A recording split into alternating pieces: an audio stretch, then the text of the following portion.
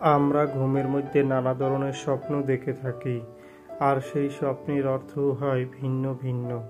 আজকে আমরা আলোচনা করব, স্বপ্নে যদি কেউ তাল পাখা দেখতে পায় তাহলে সেই স্বপ্নের কী অর্থ হবে।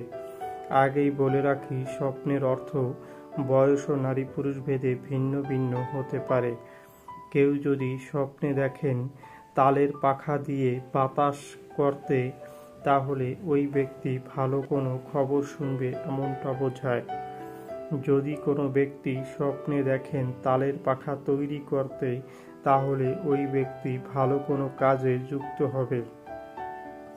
যদি কোনো ব্যক্তি স্বপ্নে দেখেন তাল পাখা কিনতে, তাহলে ওই ব্যক্তির আয় রোজগার বৃদ্ধি পাবে এমনটা বোঝায়।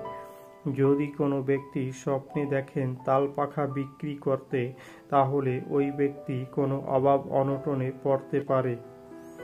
যদি কোনো ব্যক্তি স্বপ্নে দেখেন ভাঙা তাল পাখা, তাহলে ওই ব্যক্তির কারো সাথে ঝগড়া বিবাদ হতে পারে। যদি কোনো ব্যক্তি স্বপ্নে দেখেন তাল পাখা দিয়ে কাউকে বাড়ি দিতে, তাহলে ওই ব্যক্তির কারো সাথে মধুর সম্পর্ক হবে এমনটা বোঝায়।